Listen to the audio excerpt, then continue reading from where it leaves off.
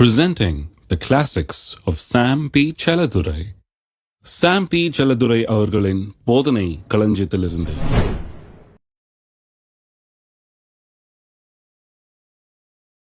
விசுவாசம் தேவனை பிரியப்படுத்துகிறது. விசுவாசம் இல்லாமல் ஒரு தேவனை பிரியப்படுத்தவே முடியாது. ஒருத்தர் விசுவாசம் இல்லைன்னா கர்த்தர் அவன் மேலே பிரியப்படுறது கிடையாது. ஏன் பிரியப்படுறது கிடையாது? அவ்வளோ கஷ்டப்பட்டு தம்முடைய குமாரனை சிலுவையில் ஒப்பு கொடுத்து நம்மளுக்காக பாவமாகி சாவமாகி எல்லாத்தையும் சம்பாதிச்சு வச்சா நம்ம அதை கொஞ்சம் கூட மதிக்காமல் அதை பொருட்படுத்தாமல் நம்ம கண்டதை பேசிக்கிட்டு கண்டபடி வாழ்ந்துட்டு இருந்தா எப்படி கர்த்தர் பிரியமாக இருக்க முடியும் நம்ம மேலே? நான் அவர் செய்ததை நினச்சி பார்த்து அதை ரொம்ப தீவிரமாக நான் சொந்தமாக்கி கொள்ள வேணும். அவர் எனக்காக செய்து வைத்த ஆசீர்வாதங்கள் எல்லாம் எடுத்து ஏற்பாடு பண்ணி வைத்த ஆசீர்வாதங்கள் எல்லாம் நான் பெற்றுக்கொள்ள வேணும், அனுபவிக்க வேணும்னு நான் நினைச்சேன்னா அதே நான் அவரை கனம் பண்ணுகிறேன்னு அர்த்தம். அதை மதிக்கிறேன். அவர் செய்து வச்சதை நான் மதிக்கிறேன்னு அர்த்தம். என் மேலே அவர் பிரியமாய் இருக்கிறார். சிலர் நினைக்கிறாங்க எப்படியோ இருந்துட்டு போகிற இந்த உலகத்தில் மோட்சம் போகணும், அதான் பெரிய ஆவிக்குரியவர்கள் நினைக்கிறாங்க. பாருங்க, கர்த்தர் பிரியமா இல்லை அவங்க மேலே. அவங்க நினைக்கிறாங்க இது பெரிய ஆவிக்குரியதுன்னு. கிடையாது. நான் தாழ்ந்து கிடக்கிறவன், நான் கீழே கிடக்கிறேன்னு வைங்க, குப்பையில் கிடக்கிறேன்னு வைங்க, நான் இந்த சத்தியத்தை அறிஞ்சிக்கிட்டு கர்த்தர் எனக்கு இவ்வளோ பண்ணியிருக்கிறார், நான் இப்படி இருக்கக்கூடாதுன்னு என் மனசை வச்சு அதுக்கு ஒரு தீர்மானத்தை பண்ணி எதெல்லாம் சரி பண்ணணுமோ சரி பண்ணி, என் வாயை சரி பண்ணி, என் இருதயத்தை சரி பண்ணி, என் நோக்கத்தை சரி பண்ணி, எல்லாத்தையும் சரி பண்ணி அதை அடையிறோம் பாருங்க. இதுவே ஒரு அற்புதமான ஒரு முயற்சி. இது என்னை ஆளாக்கிடும். விசுவாசம் என்கிறது ஒரு மனுஷனை உயர்த்துகிறது, ஒரு பெரிய லட்சியம், உன்னதமான நோக்கம் உடையவனாக மாற்றுகிறது. கடவுள் நமக்காக சம்பாதித்து வைத்த காரியங்களை பெற்று அனுபவிக்கக்கூடியவர்களாக நம்மை மாற்றுகிறது. அது மாறணும்னா என்ன பண்ணணும்? வார்த்தைகள் தான் இந்த அண்ட சராசரத்திலேயே மிகவும் வல்லமையுள்ள ஒரு காரியம் என்பதை நாம் புரிந்து கொள்ள வேண்டும். Words are the most powerful thing in the universe. இந்த உலகத்திலேயே ரொம்ப வல்லமையுள்ள காரியம் என்ன? வார்த்தைகள் தான். இதுவே நிறைய பேருக்கு வழங்கல பாருங்க. சிலர் சொல்லுவாங்க, ஆங்கிலத்தில் ஒரு பழமொழி உண்டு, 6 and stones may break me or hurt me but words don't hurt me அப்படிம்பாங்க. அதாவது கல்லும் தடியும் என்னை காயப்படுத்தலாம், ஆனால் யாரோ ஒரு மனுஷன் ஏதோ வார்த்தை சொன்னான்னா அது என்ன ஒன்றும் காயப்படுத்தாதுன்றாங்க. அதை போல் ஒரு தப்பு இந்த உலகத்திலே கிடையாது. கல்லும் தடியும் தேவலாம், அது ஒன்றும் பெருசாக பண்ணாது. டாக்டர்கிட்ட போனால் 2 கட்டு போட்டு அனுப்புவார், சரியாக போயிடும். ஆனால் வார்த்தைகள் உள்ளத்தை கிழிக்கும், மனுஷனை அழிக்கக்கூடியதாக இருக்கிறது. வார்த்தைகளை குறித்து ரொம்ப ஜாக்கிரதையாக இருக்கணும். சிலருக்கு அந்த வார்த்தைகள் தான் எல்லாத்த காட்டிலும் ரொம்ப சக்தி வாய்ந்தது என்பது நிறைய நேரத்தில் புரியுறதில்லை. முதல்ல அதை நாம் புரிந்து கொள்ள வேண்டியதாக இருக்கிறது. அதனால தான் பாருங்கள், கர்த்தர் எல்லாத்தையும் வார்த்தையை கொண்டு உண்டாக்கினார், நம்மளையும் அவரை மாதிரியே உண்டாக்கிட்டார். ஏன்னா வார்த்தையை கொண்டு எல்லாத்தையும் செய்யக்கூடியவர்களாக உண்டாக்கிட்டார். வேத வசனம் சில காரியங்கள் இதை பற்றி சொல்லுது பாருங்கள். திருப்புவம் நீதிமொழிகள் 11ஆம் அதிகாரம் 3ஆம் வசனம். செம்மையானவர்களுடைய உத்தமம் அவர்களை நடத்தும், துரோகிகளின் மாறுபாடோ அவர்களை பாழாக்கும். வெறும் துரோகிகளின் மாறுபாடு அவர்களை பாழாக்கும். அந்த மாறுபாடு எதை குறித்து சொல்லுதுன்னா, நீதிமொழிகளில் விசேஷமாக பார்த்தீங்கன்னா இந்த மாறுபாடு உள்ள உதடுகளை பற்றி தாங்க சொல்லி நிறையா. மாறுபாடு உள்ள உதடுகள்னா என்ன? நாம் என்ன நினைக்கிறோமோ என்ன இருக்குதோ அதை பேசுறது இல்லை. அதாவது we don't speak what we mean. மாற்றி பேசுறது. பேசுறதுக்கும் நம்முடைய இதுக்கும் சம்பந்தமே கிடையாது. மாற்றி பேசுகிறது. நீங்கள் இப்போல்லாம் நடக்குதான்னு தெரியல, பள்ளிக்கூடத்தில் நாங்கள் விளையாட்டாக அதை பண்ணுவோம். யாருக்காவது புரியாமல் பேசணும், மற்ற பசங்களுக்கு புரியாமல் ஏதாவது ரகசியம் பேசணுன்னா நல்லா சத்தமாக பேசுவோம், வேர்டெல்லாம் ஆப்போசிட்டாக மாற்றுவோம், கடன்னு அப்படி சென்டென்ஸ் வேகமாக பேசுவோம். அந்த காலத்திலலாம் நல்லா அதை இங்கேருந்து ஒருத்தனுக்கு கத்துவேன், எவனுக்குமே புரியாது என்ன சொன்னேன், இவன் என்ன தெலுங்கில் பேசுகிறானோ என்னத்தில் பேசுகிறான்னு யோசிப்பான்லாம், வேறு மாதிரி சவுண்ட் பண்ணும். அது இப்படி லாங்குவேஜை மாற்றி அமைச்சோம் பாருங்கள், ஒரே குழப்படி. அதில் பார்த்தீங்கன்னா எல்லா வார்த்தையும் எக்கு தப்பாக இருக்கும். என்ன சொல்ல வரமோ அதுக்கு ஆப்போசிட்டாக இருக்கும். அதனால் ஒன்றும் புரியாது அவனுக்கு. ஒரு திருவோண்டு நாய், குள்ள ஜாதி நாய் போயிட்டு இருக்கோம். நாங்கள் சொல்லுவோம், இந்த பெரிய பூனையை பாரு அப்படின்னா அவன் என்ன பூனையை சொல்கிறான், இவன் நாய் போயிட்டு இருக்குதுன்னு பார்ப்பான். அதுவும் பெரிய பூனைன்றான், இல்லை பெரிய சிறுத்தையை பாரு, அந்த மாதிரி பேசுறது. மாறுபாடான பேச்சு. இது பசங்க விளையாட்டுக்கு பண்ணுறாங்க. ஆனால் இது என்ன ஆகிடுது, நிறைய பேர் ஆக்சுவலாகவே லைஃப்பில் இப்படி பண்ணுறாங்க. மாறுபாடான பேச்சு. ஒரு காரியத்தை ரொம்ப லேசாக அவங்க செய்யணும்னு நினைக்க மாட்டாங்க, ஆனால் அதை அப்படி பேசுவாங்க. நீங்கள் ஒரு வேளை கேட்குறீங்கன்னு வைங்க, என்ன பிரதர் எப்போ வர்றீங்க, என்ன போகிறீங்களே, கொஞ்சம் இருங்க, ஒரு 10 நிமிஷம் ஒரு வேலை இருக்குது, கொஞ்சம் இருங்கன்னா, இதோ வந்துடுறேன், 2 நிமிஷம் கூட வந்துடுறேன் அப்படின்னுவாங்க. ஆனால் அவங்களுக்கே தெரியும் 2 மணி நேரத்தில் தான் வர முடியும்னு, அதுக்கு முன்னால் வர சான்ஸே இல்லைன்னு தெரியும். சிலருக்கு தெரியும் இன்னும் 2 நாள் பொறுத்து தான் வர முடியும்னு. இருந்தாலும் அவன்கிட்ட என்ன சொல்லுவாங்க, இதோ வந்துடுறேங்க, இருங்க வந்துடுறேன். அவங்களுக்கு என்னன்னா, வார்த்தைங்கிறது ஒரு பொருட்டே கிடையாது, அதுக்கு ஒரு மரியாதையே கிடையாது, அது ஒரு பெருசாகவே நினைக்கக்கூடாது. ஏதோ ஒன்று சொல்லலாம், அந்த நேரத்துக்கு என்ன வேணுமோ அதை சொல்லிட்டு போய்கிட்டே இருந்து இந்த மாதிரி ஒரு பழக்கம் உண்டாயிடுச்சு பாருங்கள் ஜனங்களுக்குள்ள. இப்படி பழக்கம் உண்டாயிட்டதுனால விசுவாசம் இவர்களுக்குள்ள வேலை செய்கிறது ரொம்ப கஷ்டம். ஏன்னா வாய் ரொம்ப தப்பாக வேலை செய்யுது. எல்லா விஷயத்தையும் இப்படி தான் பேசுகிறது வாய். இப்படி பேசுறதுனால வாழ்க்கையே அதில் தப்பாக போய்கொண்டிருக்கிறது. வார்த்தையை கடவுள் அப்படி பேச முடியாது நமக்கு வைக்கல. கடவுள் பேசும்போதெல்லாம் எப்படி பேசுகிறாரு, ஒவ்வொரு வார்த்தையும் அது சொல்லுவதை அப்படியே நிறைவேற்றக்கூடிய சக்தி உள்ளதாக கர்த்தர் அந்த வார்த்தைகளை உண்டாக்கி இருக்கிறார்.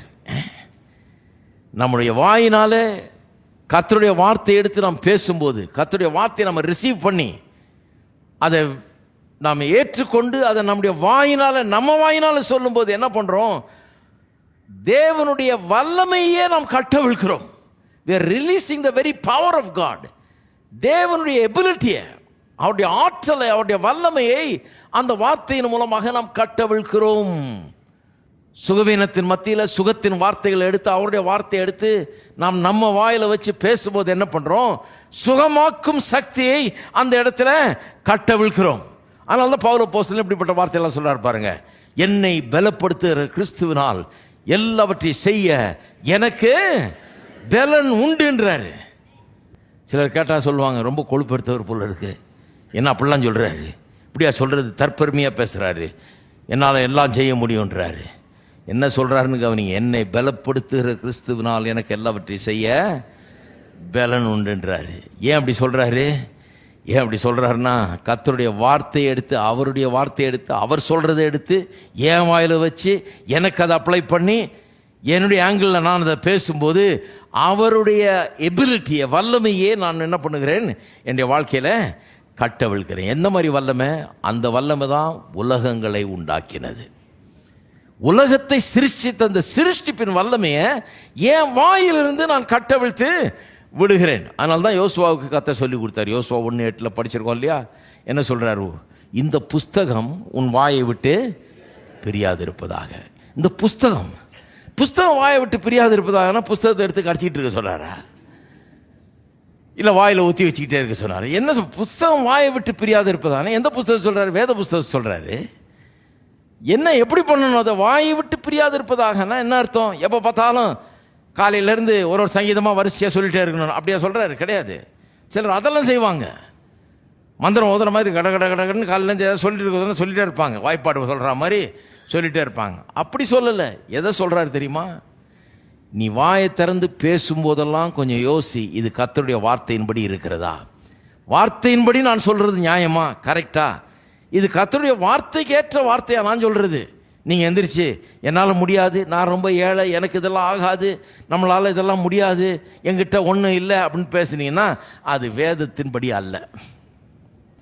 என்ன வேதம் சொல்லுது, உங்களால் முடியும்னு. விசுவாசிக்கிறவனால் எல்லாம் கூடும். அப்போ முடியாது, இல்லை, போதாது, பத்தாது அப்படின்னு பேசுறதுக்கு முன்னால் யோசிக்கணும். பேசிட்டு யோசிக்கக்கூடாது, பேசுறதுக்கு முன்னாலே யோசிக்கணும். நான் பேச போகிறேனே, இப்படி பேசுறதுக்கு எனக்கு வாய் வருதே, நான் அப்படி பேசுகிறேன்னா அது கர்த்தருடைய வார்த்தைக்கு ஏற்ற வார்த்தையாது, அவர் சொல்கிறதுக்கு ஏற்ற விதமாக நான் பேசுகிறேன்னா, இந்த புஸ்தகம் வாயை விட்டு பிரியாது இருப்பதாக இருக்குதே, அப்படின்னா என்ன அர்த்தம்? இந்த புஸ்தகத்தின்படி பேசு, இங்கே எழுதியிருக்கிறபடி பேசு. அப்படிதான் சொல்லியிருக்கு, புஸ்தகம் வாயை விட்டு பிரியாது இருப்பதாக, இதில் எழுதப்பட்டிருக்கிறபடி எல்லாம் செய்ய. எழுதப்பட்டிருக்கிறபடி அதுதாங்க செய்ய, பேச, இதன்படி, அதுதாங்க பாயிண்ட்டு. சரி, அப்போ இதில் முக்கியமான காரியம் என்னன்னா, அவருடைய வார்த்தைக்குள்ள விசுவாசம் இருக்குதுன்னு பார்த்தோம். அந்த விசுவாசம் அவருடைய வார்த்தை எடுத்து நம்முடைய வாயில் வைக்கும்போது நம்முடைய இருதயத்தில் வைக்கும்போது நமக்குள்ளே வந்துடுதுன்னு பார்க்குறோம். நம்ம வாயை திறந்து நம்முடைய வார்த்தைகளை அந்த வார்த்தையின்படி பேசினா அந்த வார்த்தையின் மூலமாக அவருடைய வல்லமையை ஆற்றலை கட்டவிழ்க்கிறோம்ன்றதெல்லாம் பார்த்தோம். இதில் முக்கியமாக கவனிக்க வேண்டியது என்னன்னா, நீங்கள் வாயை திறந்து பேசுறது ரொம்ப முக்கியம். இன்னொருத்தர் பேசுறதை காட்டிலும் நீங்க வாயை திறந்து பேசுகிறது உங்களை பாதிக்கிறது. மற்றவர்கள் வாயை திறந்து பேசுறதை காட்டிலும் நீங்கள் வாயை திறந்து நீங்கள் பேசுவது உங்களை அதிகமாக பாதிக்கிறது. பாருங்க, கர்த்தர் நமக்கு எல்லாருக்கும் 2 காதுகளை கொடுத்துருக்காரு. 2 காது, இந்த காதும் இந்த காதும் இல்லை, அதை சொல்ல. இப்படி 1 2 எண்ணக்கூடாது. 2 செட்டு அப்படி சொன்னதான் வழங்கும். 2 செட்டுங்க. வெளியே 2ஆ பார்க்குறீங்களா? இது ஒரு செட்டு. இன்னொரு செட்டு உள்ளே இருக்குது. இதுக்கு பின்னாடி நாடி நரம்புகளா உள்ளே போய்கிட்டு இருக்குது பாருங்க. இப்படி காது இருக்குது. இந்த இன்னர் இயர் அண்ட் அவுட்டர் இயர்னு, உள்ள காது வெளியே காது, வித்தியாசம் இருக்குது. ஏன் வித்தியாசம் இருக்குன்னா சொல்கிறாங்க பாருங்க. நம்முடைய மூளையில் ஒரு பகுதி இந்த பேச்சோடு சம்மந்தப்பட்டிருக்குது இல்லையா? ஏதாவது சிலருக்கு ஸ்ட்ரோக்குக்கெல்லாம் வரும்போது பேச்செல்லாம் பாதிக்கப்படுறது. ஏன்னா இந்த மூளையில் இருக்கிற ஒரு பகுதி இந்த பேச்சோடு சம்மந்தப்பட்டிருக்கிறது. இந்த மூளையில் பேச்சோடு சம்மந்தப்பட்ட பகுதிக்கும் நம்முடைய முழு சரீரத்துக்குமே தொடர்பு இருக்குன்றாங்க. சரீரத்தின் எல்லா பகுதிக்குமே தொடர்பு இருக்குன்றாங்க. அந்த ஒரு ஏரியாவோட சரீரத்தின் எல்லா பகுதிகளுக்கும் தொடர்பு இருக்குன்றாங்க. அப்போ நான் என்ன பேசுகிறேனோ அதன்படி தான் என்னுடைய சரீரம் இருக்கும். இதனால் என்ன சொல்கிறாங்க, இப்போ நம்முடைய ஹெல்த்தையே நாம் பேசுகிற காரியம் பாதிக்கிறது. நம்முடைய சுகத்தையே, சரீர சுகத்தையே நாம் பேசுகிற வார்த்தைகள் பாதிக்கிறது என்கிற விதத்தில் இப்போ சொல்கிறாங்க. இருக்கீங்களா? ஹலோ, கொஞ்சம் நல்லா பேசினாலே சோகமாயிடலாம் போல இருக்கு. அப்படி சொல்கிறாங்க. ஏன்னா அந்த மூளையில் இருக்கிற அந்த பேச்சின் பகுதிக்கும் நம்முடைய சரீரத்தின் எல்லா அவயவங்களுக்கும் ஒரு தொடர்பு இருக்குன்றாங்க. இதில் என்னன்னா, இந்த உள்ளான காது இருக்கு பாருங்க. இந்த காது நான் பேசும்போது அதை வேற விதமாக அது உள்ள வாங்குது. நான் வாயை திறந்து நான் பேசும்போது என்னுடைய வார்த்தைகளை நான் இன்னொருத்தர் பேசுறதை கேட்கறது இல்லை. நான் பேசும்போது இந்த உள்ளான காது வழியா என்ன பண்ணுது, அந்த வார்த்தைகள் நேர போய் என்னுடைய இருதயத்துக்குள்ள அது பதிய ஆரம்பிக்கிறது. இருதயத்துக்குள்ள நேரம் சார்ஜ் ஆகுது அந்த வார்த்தைகள் போய். நான் பேசுகிற வார்த்தைக்கும் இந்த உள்ளான காதுக்கும் பெரிய கனெக்ஷன் இருக்குன்றாங்க. என் வாயால் நான் பேசும்போது அது என் உள்ளத்தில் போய் அவ்வளோ பெரிய ஒரு பாதிப்பை உண்டாக்குறது. உள்ளே போய் ஆழமாக அது எனக்குள்ள பதிந்து விடுகிறது என்கிறார்கள். மற்றவங்க பேசுறது காட்டிலும் நான் பேசுறது என் உள்ளத்தில் ஆழமாக பதிந்து விடுதுன்றாங்க.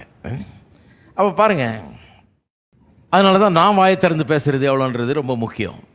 அதனால தான் பாருங்க, வார்த்தையை குறித்து நாம் சொல்லுகிற காரியங்களை கொஞ்சம் நல்லா கவனிக்கணும். பொய்யுரையாத தேவன் வேதம் சொல்லி எபிரேயர் நிருபத்தில் வாசிக்கிறோம். தேவன் பொய்யுரையாதவர். பொய்யுரையாதவர்னா பொய் சொல்லாதவர்னு அர்த்தம். ஆங்கிலத்தில் சொல்லும்போது எப்படி சொல்லியிருக்குது, காட் ஹூ cannot lie. பொய் உரையாத இல்லை, பொய் சொல்ல முடியாத. டோட்டலாக வித்தியாசமாக சொல்லியிருக்கு பாருங்க. பொய் சொல்ல முடியாத தேவன். ஏன் பொய் சொல்ல முடியாது கடவுளால்? எப்பாவது யோசித்து பார்த்துருக்கீங்களா? ஏன் பொய் சொல்ல முடியாது அவரால்? ஏன் முடியாதுன்னா, அவர் ஒரு வார்த்தையை விட்டார்னா வெளியே, அதை நிறைவேற்றக்கூடிய சக்தி அதுக்குள்ளேயே இருக்குது. நிறைவேறிடும். அது அவர் வாயிலேருந்து வெளியே வந்துருச்சுன்னா அது கேன்சல் பண்ணுறதுன்ற பேச்சுக்கு இடமே கிடையாது. வெளியே வந்துருச்சுன்னா அது நிறைவேறாமல் ஆஃப் பண்ண முடியும்னு சான்ஸே கிடையாது. வெளியே வந்துருச்சுன்றதுனால அது நிறைவேறியே ஆகிவிடும். ஆகவே தான் அவரால் பொய் சொல்ல முடியாது. எதெல்லாம் வாயிலேருந்து வருதோ அது அப்படியே நடந்து விடும். இதுதான் கர்த்தர். அவருடைய சாயலில் நம்மளை உண்டாக்கி இருக்கிறாரு. இருக்கிறீங்களா? அதனால தான் இப்படிலாம் பேசக்கூடாது. எப்படி இதோ வந்துடுறேன்னு அப்படி பேசுறதுக்காக நம்ம உண்டாக்கல. எப்போ வரப்போறோன்னு கரெக்டாக சொல்லணும் இல்லையா? இதோ வந்துடுறேன்னு சொல்லவே வர முடிஞ்சா வர்றேன்னு சொல்லணும், வர முடியலன்னா முடியாதுன்னு சொல்லணும். என்னத்தை நிறைவேற்ற போகிறோமோ அதுதான் பேசணும் ஒழிய சும்மா ஏதோ ஒன்று பேசுவோம் அப்புறம் செய்கிறது வேறு ஏதாவது செஞ்சுக்குவோம். அப்படியே இருக்கிறாங்க சிலர். பாலிசி அப்படி. எப்படி விசுவாசம் வேலை செய்யும் அவங்களுக்குள்ள? அவனுக்கு சொல்கிறது சொல்லிட்டு அப்புறம் பார்த்துக்கலாம், நான் அப்புறம் விலைக்கு சொல்லிக்கிறேன் அப்படிம்பாங்க. ரொம்ப சாமர்த்தியம்னு நினைக்கிறோம் நம்ம. அப்படியே ஞானி அந்த நேரத்துக்கு ஏற்ற மாதிரி சமாளிக்கிறார் பார் எப்படி. இதெல்லாம் தான் உலக ஞானம்ன்றாங்க. முட்டாள்தனம், உலக முட்டாள்தனம் அது. கடவுள் வந்து வாயை திறந்து சொன்னார்னா அது நடந்து முடிஞ்சதான் நினச்சிக்கலாம். அவர் இதை வர்றேன் அப்படின்னாருன்னா வந்துட்டு தான் நீங்கள் எடுத்துக்கலாம். ஏன்னா அவர் சொல்லி வராமல் இருக்கிறது கிடையாது, சொல்லி நிறைவேறாமல் இருக்கிறது கிடையாது. அதனால சொல்லுது அவர் சொல்ல ஆகும், கட்டளையிட நிற்கும். அந்த அர்த்தமே அதுதான். சொன்னால் ஆகிடும், அவ்வளோதான். அதுக்கு வேறு மறுபேச்சே கிடையாது. ஆகுமாகாதா, ஒருவேளை ஆகலாம், ஆகக்கூட முடியாது, அப்புறம் மாற்றிடலாம், அப்படிலாம் பேச்சுக்கு இடமே கிடையாது. நம்மையும் அதே சாயலில் உண்டாக்கி இருக்கிறார், நாம் அப்படியே பேச முடியாதான் உண்டாக்கி இருக்கிறார் இல்லையா? சரி, அப்போ பொய் உரையாத தேவன் இல்லை, பொய்யை சொல்லவே முடியாத தேவன். கர்த்தரால் பொய்யே சொல்ல முடியாது. அதனால தான் பாருங்க, வார்த்தையினாலேயே உலகங்களை உண்டாக்க முடியுது அவரால். ஏன்னா சொன்ன அப்படியே நிறைவேறக்கூடிய விதத்தில் வார்த்தைகளை பேசி பேசி அவர் அப்படிப்பட்டவர். அவர் நம்ம அவருடைய சாயலில் உண்டாக்கி இருக்கிறாரு. பாவத்தில் விழுந்து போன பிறகு நாம் ரொம்ப கெட்டு போய் அதோட தூரமாக வந்துட்டோம். இப்போ சொன்னால் 95% நிறைவேற்றுறது இல்லைங்கிற மாதிரி பேச ஆரம்பிச்சிட்டோம். நம்ம சிலர்லாம் 100% அவங்க சொன்னால் நிச்சயமாக அவங்க சொன்னதை செய்ய மாட்டாங்கன்னு தெரிஞ்சுக்கலாம். ஏன்னா அவங்க சொன்னதாலேயே செய்ய மாட்டாங்கன்னு தெரியும். சில ஆள்லாம் நான் பார்த்துருக்கிறேன், நிச்சயமாக செய்ய மாட்டார், சொன்னார்ல செய்ய மாட்டார். ஏன்னா போன 10 தடவை சொன்னது செய்யலையே. ஹலோ, 10 தடவை சொல்லி சொல்லி செய்யவே இல்லை, சொன்னால் செய்ய மாட்டார். அப்புறம் அவர் சபையில் உட்காந்து எப்படி விசுவாசத்தை கேட்டு கற்றுக்க முடியும்? கற்றுக்கிறது கஷ்டம். ஏன்னா அதை மாத்திர வரைக்கும் இது மாறவே மாறாது. ஏன்னா விசுவாசத்துக்கும் வார்த்தைக்கும் ரொம்ப சம்பந்தம் இருக்கிறது. வார்த்தை தான் ரொம்ப முக்கியம். விசுவாசத்துக்கும் வார்த்தைக்கும் ரொம்ப சம்பந்தம் இருக்குது. வார்த்தை ரொம்ப முக்கியம். வாய் மாறலைன்னா விசுவாச வாழ்க்கை ரொம்ப கஷ்டம். இயேசு அவருக்கு மட்டும் ஏன் அவ்வளோ விசுவாசம் இருந்தது? யோசித்து பார்த்துருக்கீங்களா? காற்றையும் கடலையும் அதட்டினார். சீஷரெல்லாம் சொல்கிறாங்க, நாங்கள் மடிந்து போகிறோமே, உமக்கு கவலை இல்லையா அப்படிங்கிறான். கொந்தளிக்குது கடல், படகு கவல்ற மாதிரி இருக்கு, அவர் தூங்கிட்டு இருக்கிறாரு. உமக்கு கவலை இல்லையா, நாங்கள் மடிகிறது. அவன் முடிவு பண்ணிட்டான் செத்துட்டோன்னு. ஒருவேளை மடிஞ்சான்னு சொல்ல, நாங்கள் மடிகிறது உமக்கு, அட சாக போகிறோமே, அட்லீஸ்ட் கொஞ்சம் கவலையாவது படும் அப்படின்ற மாதிரி அவன் பேசுகிறான். இவர் எந்திரிச்சு என்ன பண்ணார், நேராக கடலையும் காற்றையும் பார்த்தாரு. அமைதியாக இறையாதனார். குவைட் ஆகிடுச்சான் அப்படியே. There was great calm. மிகவும் அமைதியாயிற்று கடலை. அப்புறம் கேட்குறாரு இவங்கள பார்த்து, உன் விசுவாசம் எங்கன்றார். என்ன அர்த்தம்? எப்பா என் விசுவாசத்தை பார்த்து இப்போ நீ மடிக்கிறோம் கவலை இல்லையான்னு. நான் என்ன சொன்னேன்? அமைதியாயிரு, இறையாதுன்னு. யாருக்கு விசுவாசம் இருக்குது? அவருக்கு தான் விசுவாசம் இருக்குது. உனக்கு எங்கே போச்சு விசுவாசம்ன்றாரு. உன் விசுவாசம் எங்கன்றாரு. மடிக்கிறோம் கவலை இல்லையா? ஒவ்வொரு வீட்லையும் டெய்லி பேசுகிற பேச்சு இது. உங்களுக்கு கவலையே இல்லையா? கவலையே இல்லையா? கொஞ்சம் அதை பற்றி கவலைப்பட வேணாமா? எந்த கவலையும் இல்லையா? எந்த கவலையை எடுத்துங்க. கொஞ்சம் பெரிய கம்ப்ளைண்ட் என்னன்னா, எதை பற்றியும் கவலைப்படுறது இல்லை. அதான் பிரச்சனை. கவலைப்பட வேணாமா? ஒரு மனுஷன்னா எல்லாத்த பற்றியும் கவலைப்படணும். நோ தேங்க்ஸ் நீங்கன்னா நீ எல்லாம் மனுஷனான்ருவாங்க. கவலைப்படாத ஒரு மனுஷனா? கவலைப்பட்டே ஆகணும். கவலை இல்லைன்னா சுமத்திடுவாங்க உங்களுக்கு. கவலை இல்லையா, இருந்தால் கொஞ்சம் பிடி. ஏன் கவலையை கொஞ்சம்? ஜப கூட்டங்கள்லாம் கூட கவலையை பகிர்ந்து கொள்கிற கூட்டங்கள் தான். இவங்க கவலையை எடுத்துகிட்டு போய் அங்கே 10 பேர் இருப்பாங்க, அவங்கள்ட்ட எல்லாரும் கொஞ்சம் கொஞ்சம் கொடுத்துட்டு போகும்போது 10 பேரும் கவலையோடு போவாங்க. ஒரு பாருங்களை ஒரு சுமங்கன்ற மாதிரி. இயேசு கேட்குறாரு, உன் விசுவாசம் எங்கப்பா? நான் எப்படி பேசினேன் பார்த்தல, நீ ஏன் பேச மாட்டேங்கிற அப்படின்னு தான் அர்த்தம். அது உன் வாயிலிருந்து ஏன் அப்படி வார்த்தை வரல? இறையாதே அமைதியாயிருன்னு கடலை பார்த்து பேசுறதுக்கு வார்த்தை வரலையே, எனக்கு அப்படி வருதே, உனக்கு ஏன் வரலங்கிறாரு. வராது. ஏன்னா இது வீட்டில் டெய்லி ப்ராக்டிஸ் பண்ணணும். இது காலையும் மாலையும் எந்நேரமும் வாயை விட்டு இந்த புஸ்தகம் பிரியாது இருப்பதாக அப்படின்னு சொல்றத பைபிளில் வாஸ்தா போதாது. இதை டெய்லி ப்ராக்டிஸில் வைக்கணும். பேசும்போதெல்லாம் இந்த வார்த்தையின்படி பேச வேண்டும், இல்லைங்களா? இந்த வார்த்தையின்படி பேசணும். இதை ப்ராக்டிஸ் பண்ணால் தானே வரும். சும்மா ஒன்றும் வந்துடாது. திடீர்னு புயல் அடிக்கும்போது நம்ம எப்போ என்ன ப்ராக்டிஸ் பண்ணி வச்சுருக்கோமோ அதுதான் வரும். இருக்கீங்களா?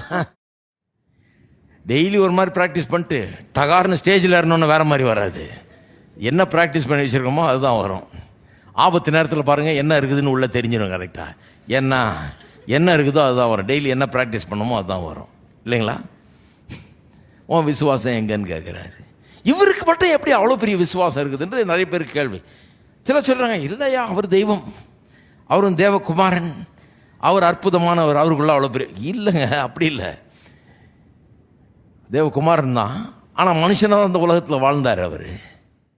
அவருடைய விசுவாசம் ஏன் அந்த லெவலில் இருந்தது, ஏன் அப்படி இருந்தது அவருடைய விசுவாசம்? அவர் சொல்கிறாரு, அத்திமரத்தை பார்த்து சொல்கிறார், இனி ஒருவனும் உன்னிடத்தில் கனி புசியாதிருக்க கடவன்றார். அடுத்த நாள் பார்த்தா இலையெல்லாம் பட்டு போய் மொட்டை மரமாக நிற்கிது, அது பட்டு போச்சு. அப்புறம் சொல்கிறாரு, எவனாகிலும், நல்ல சான்ஸ் சொல்லியிருக்கலாம், இது எனக்கு மட்டும்தான் செல்லும்பா, நான் மட்டும்தான் எல்லாம் செய்யணும். சொல்கிறார், எவனாகிலும் இந்த மலையை பார்த்து நீ பெயர்ந்து சமுத்திரத்தில் தள்ளுண்டு போ என்று சொல்லி தான் சொன்னபடியே நடக்கும் என்று தன் இருதயத்தில் சந்தேகப்படாமல் விசுவாசித்தால் அவன் சொன்னபடியே ஆகும் அப்படிங்கிறாரு. எப்படி அவருக்கு மட்டும் அவ்வளோ பெரிய விசுவாசம்? ஒரு மரத்தை பார்த்து இனி ஒரு காலம் கனி புசியாது இருக்க கடவுள்னு சொன்னோன்னு அடுத்த நாளைக்குள்ள அது ஒன்றும் இல்லாமல் போயிடுச்சு மரம். எப்படி அவ்வளோ பவர் அந்த வார்த்தையில்? ஏன் அவ்வளவு சக்தி அந்த வார்த்தையில்? அவ்வளோ விசுவாசம் ஏன் அவருக்கு இருக்குது? ஏன் சாதாரண மற்ற மனுஷருக்கு ஏன் அவ்வளோ இல்லைன்னு சொன்னால், அவரே சொல்கிறாரு, பிதா சொல்லுகிற வார்த்தைகளை அல்லாமல் வேறு எதையும் நான் பேசுறதே.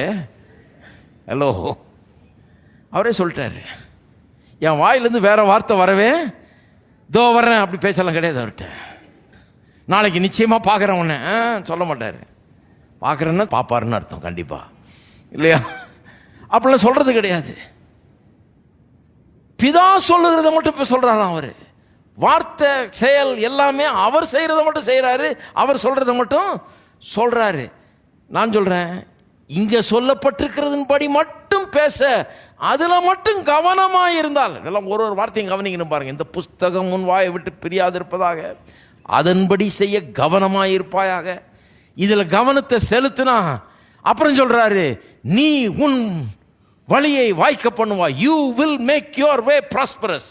ப்ராஸ்பரிட்டின்றது எல்லா விதத்திலும் அப்புறம் சுலபமாக வரும். ஹலோ, ப்ராஸ்பரிட்டிக்கு தலைகீழாக ஒன்று நிற்க வேண்டியதில்லை. சில சொல்கிறாங்க, நான் என்னங்க பண்ணணும் ப்ராஸ்பரிட்டிக்கு? ஒரு 40 நாள் விரதம் இருக்குடா, தாடி வளர்க்கட்டா, எத்தனை மணி நேரம் ஜெபம் பண்ணணும், இப்படியெல்லாம் கேட்குற ஆளுங்க இருக்கிறாங்க. ப்ராஸ்பரிட்டிக்கு நான் என்ன பண்ணணும்? இது பண்ணணும்னா முடிக்கிறாங்க ஒரு மாதிரி. இதை பண்ணணும், இந்த புஸ்தகம் வாயை விட்டு பிரியாது இருப்பதாக, இதில் சொல்லப்பட்டிருக்கிறதெல்லாம் செய்ய கவனமாய் இருக்கும்படி இதை இரவும் பகலும் தியானமாயிருப்பாயா, அப்பொழுது நீ உன் வழியை then you will make your way prosperous. புத்திமானா நடந்து கொள்வா. இங்கிலீஷில் சொல்லியிருக்கு, you will have good success. சக்சஸும் ப்ராஸ்பரிட்டியும் அப்போ வரும்ன்றார். எப்போ வரும்? இந்த வார்த்தையின்படி என் வாய் பேசிச்சுனா, எப்பவுமே எப்பவுமே இந்த வார்த்தையின்படி பேசுகிற மாதிரி இந்த வாயை மாற்றி அமைச்சிட்டா அப்புறம் இருதயமே மாறிடும். ஏன்னா இந்த வாயிலிருந்து தான் இருதய நிரம்புது இல்லையா? அப்போ இந்த வாயை கரெக்டாக பேச வச்சுட்டா இருதயம் என்ன பண்ணும்? சரியான காரியங்களால் நிரம்பிடும். இருதயம் சரியான காரியங்களால் நிரம்புனா மத்தேயு 12:35 சொல்லியிருக்கிறது நிறைவேறும். நல்ல மனுஷன் நல்ல பொக்கிஷாலையாக இருதயத்திலிருந்து நல்லவைகளை எடுத்து காட்டுகிறான். அதே வசனம் தான் நிறைய பேர்கிட்ட நிறைவேறிட்டு வருது. பிற்பகுதி, பொல்லாத மனுஷன் பொல்லாத இருதயத்திலிருந்து பொல்லாதவைகளை. சில கேட்குறாங்க, எப்படிங்க எனக்கே இப்படி வருது? என்ன சொல்கிறது சொல்லுங்க. அதுக்கு தான் பிரசங்கத்தை கேட்குறது ரொம்ப முக்கியம். நாம் என்ன பேசுகிறோன்றது நம்ம நிதானிக்கணும், நாம் கவனிக்கணும். ஏன்னா இதை சரி பண்ணாமல் சரி பண்ணவே முடியவே முடியாது, எதையும் சரி பண்ணவே முடியாது. சரி, அப்போ இயேசுக்கு அவ்வளோ பெரிய விசுவாசம் எப்படி வந்தது? தேவன் சொல்கிறதையே சொல்கிறார், வேறு எதுவும் சொல்கிறதே இல்லைங்கிறார்.